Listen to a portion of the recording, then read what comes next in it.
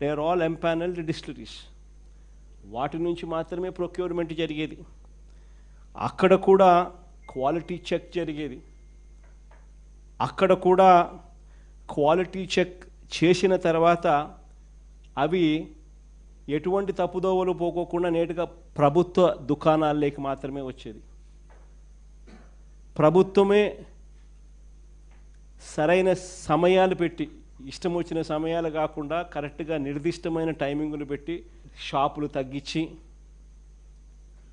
43,000 belt షాపులు అనే ప్రసక్తే లేకుండా, లాభాపేక్ష ఉండకుండా ప్రభుత్వమే షాపులు నడిపిస్తూ కరెక్ట్గా ప్రభుత్వ దుకాణాలు ఉండేటివి.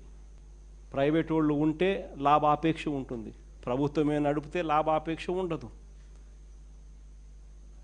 ఇల్లీగల్ పర్మిట్ రూములు రద్దు చేసినాం. ప్రతి షాప్ పక్కన ఉండే ఇల్లీగల్ పర్మిట్ రూమ్స్. షాప్స్ దాదాపుగా 1/3 షాప్స్ను తగ్గించేసినాం.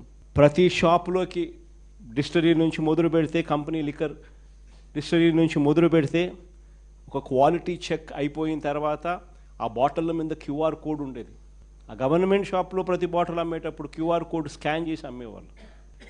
100% మంచి క్వాలిటీ, రెప్యూటెడ్ ఎన్లిస్టెడ్ డిస్టిలరీల నుంచి మాత్రమే ప్రొక్యూర్డ్ మెటీరియల్ అమ్ముడుపోయేది. గవర్నమెంట్ షాపుల్లో నుంచి అది కూడా అమ్మే పరిస్థితి ఉండేది. ఈరోజు చూస్తే నిజంగా ఆశ్చర్యం కలిగించే విషయాలు. ఒకసారి చూస్తే ఒక మాఫియా తరహాలో టోటల్గా గవర్నమెంట్ దుకాణాలన్నీ పూర్తిగా తీసేసినారు. చంద్రబాబు నాయుడు ఆయనకు సంబంధించిన మాఫియాకు సంబంధించిన ప్రైవేట్ దుకాణాలను పిక్చర్లోకి తీసుకొచ్చేసినారు.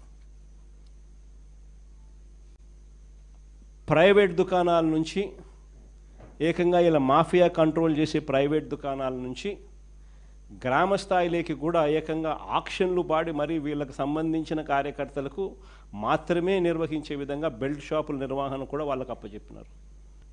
వీళ్ళందరికీ మళ్ళీ ప్రొటెక్షన్ పోలీసులు ఇచ్చేట్టుగా బెల్ట్ షాపులకు ఆక్షన్లు వాడి డబ్బులు వసూలు చేసి ఎమ్మెల్యే ఇంత, పోలీసులు ఇంత, పైన పెద్దబాబుకు చిన్నబాబుకి ఇంత అని చెప్పి ఓ పద్ధతి ప్రకారం డిస్ట్రిబ్యూషన్ నెట్వర్క్ను మొత్తం కంట్రోల్లోకి తీసుకున్నారు.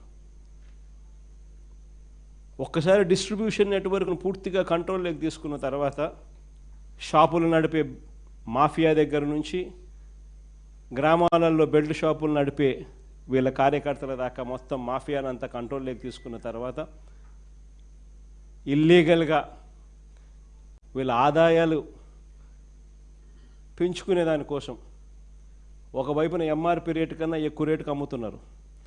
అది ఇల్లీగల్ పర్మిట్ రూములలో పక్కనే ఇల్లీగల్ పర్మిట్ రూములు తెరిచి పెగ్గుల రూపకంలో మందు పోస్తూ అమ్మడం అయితేనేమి, గ్రామాలలో బెల్ట్ షాపులు ఈ రేటుకు కొనుక్కున్న తర్వాత ఆ రేటుకి 20 రూపాయలు, 30 రూపాయలు, 10 రూపాయలు ఎక్కువ వేసి మళ్ళీ దాన్ని వాళ్ళు అమ్ముకునే పరిస్థితి అయితేనేమి కళ్ళ ముందర కనిపిస్తూ ఉంది.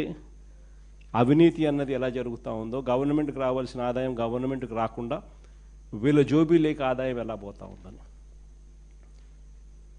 ఒకవైపున ఈ మాదిరిగా జరిగిస్తూ ఈ లిక్కర్కి సంబంధించి వీళ్ళకి సంబంధించిన ఎవరైతే డిస్టిలరీ వాళ్ళు వీళ్ళకి బాగా డబ్బులు ఇస్తారో వాళ్ళకి సంబంధించి ఆర్డర్లు మాత్రం ప్లేస్ చేసే విధంగా ఈ ప్రైవేట్ షాపులు, వీళ్ళ మాఫియా షాపులు ఎవరికైతే ఇండెంట్లు ప్లేస్ చేస్తాయో వీళ్ళకి కావాల్సిన డిస్టిలరీ వాళ్ళకి వీళ్ళే ఇండెంట్లు ప్లేస్ చేసి వాళ్ళకి సంబంధించిన సరుకు మాత్రమే అక్కడ అందుబాటులో ఉండేట్టుగా కూడా తీసుకొస్తూ ఉన్నారు. ప్రైవేట్ షాపుల ఇండెంట్, ఆ ఇండెంట్ ఆధారంగా మందు కొనుగోలు చేసి సప్లై, ఆదాయాలు సొంతంగా ఇలా జోబీలోకి వేసుకునే దానికోసం. ఇవన్నీ ఒక మాఫియా. సరే, ఇది కాస్త పక్కన పెడితే నిజంగా అన్నిటికన్నా బాధ కలిగించే విషయం ఏమిటి అనంటే వీళ్ళ డబ్బు ఆశ అన్నది ఏ స్థాయికి వెళ్ళిపోయింది అనంటే చివరికి ప్రజలు ఏమి తాగినా పర్వాలేదు, ప్రజలు చనిపోయినా పర్వాలేదు, మా జోబీలలో డబ్బులు ఇంకా ఎక్కువ రావాలి అన్న తలంపులే మోస్ట్ డేంజరస్ పరిస్థితి.